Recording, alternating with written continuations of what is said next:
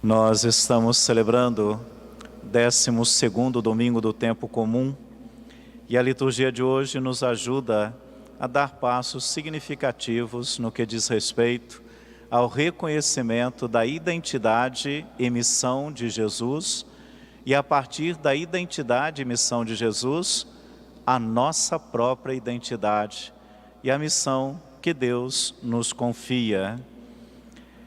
É interessante que Lucas, o evangelista Lucas, ele traz como característica o seguinte: não é que Jesus não rezasse o tempo todo, mas ele coloca Jesus em determinadas ocasiões retirado em oração. E logo depois, isso para poder dar uma ênfase ainda maior, na realização da missão de Jesus, algo de importante estava para acontecer. Por isso ele se retirava em oração e depois, por exemplo, chamou os discípulos. Se retirava em oração, depois revela quem ele é, como hoje, por exemplo, dá esta confirmação. É sempre precedido pela oração um grande acontecimento. Mas Jesus não estava interessado no que as pessoas falavam ou deixavam de falar dele ou sobre ele. O que Jesus estava, na verdade, era, vamos colocar na nossa maneira de falar apenas, Jesus estava preocupado com a possível contaminação que os discípulos pudessem ter tido ao saírem em missão e agora tinham retornado. Por que estou dizendo isso? Nós estamos lendo o capítulo 9 do Evangelho segundo Lucas. Logo no início desse capítulo, Jesus chama os discípulos e vai enviá-los, dando-lhes poder sobre os espíritos maus, para curar os enfermos, para anunciar a boa nova. E envia os discípulos 2 a 2, às aldeias ali, da região, e eles vão ir com a recomendação: vocês devem ir, devem ficar numa casa, naquela casa que vocês vão anunciando, levando a palavra, o que for realizado ali, a partir daquela casa, daquela família. E depois, se tiver alguma aldeia que não venha receber vocês, devem sacudir inclusive a poeira das sandálias em sinal de protesto, no sentido: que pena que vocês não abriram seus corações para acolherem a palavra e a vida nova que Jesus está trazendo até vocês, o reino de Deus que está sendo oferecido, e vocês com o coração fechado não acolheram. E Jesus disse: vocês não devem se preocupar com nada. Não vão levar 2 túnicas, nem dinheiro, nem pão, nada disso. Apenas o meu poder que acompanhará vocês. E eles foram e realizaram essa missão segundo o que o Senhor havia recomendado, e com o seu poder que havia acompanhado as suas palavras. E ali certamente os discípulos tinham ouvido de tudo sobre Jesus. Vocês são os seguidores daquele que é um profeta, grande profeta, é daquele que talvez um louco que está aí reunindo algumas pessoas, vocês fazem parte desse grupo, dessa seita. Você tem a honra de estar com aquele que curou o cego de nascença. Vocês são aqueles que acompanham aquele que dá um horizonte novo para a vida das pessoas.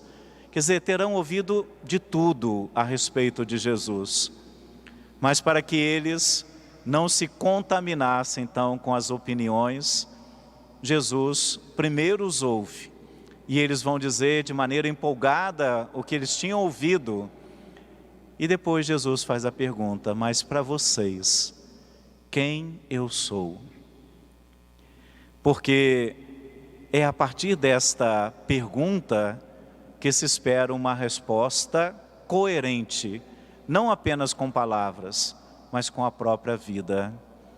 Pedro, inspirado por Deus, vai dizer: tu és o Cristo de Deus. O Senhor é o ungido que deveria vir, o Messias.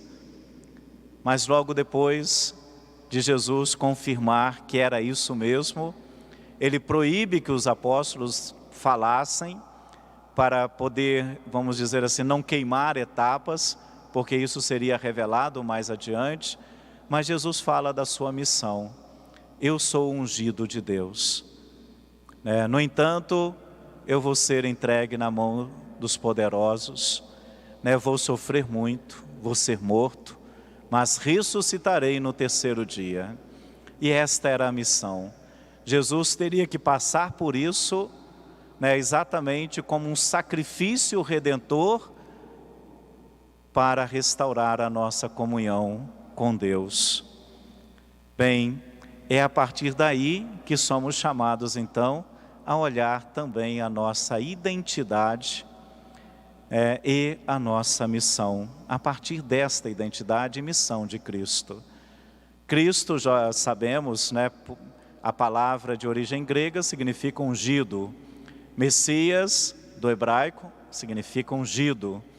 Então, ungido se pensa na unção com óleo, mas a unção, ela sempre representava mais do que uma bênção de Deus, mas o poder de Deus derramado sobre aquela vida, e aquela pessoa passava a agir em nome de Deus, com o poder de Deus, como por exemplo, os profetas, os reis. Mas Jesus, ele se apresenta muito mais do que um profeta e muito mais do que um rei. É rei, mas muito mais do que isso. É profeta, mas muito mais do que um profeta.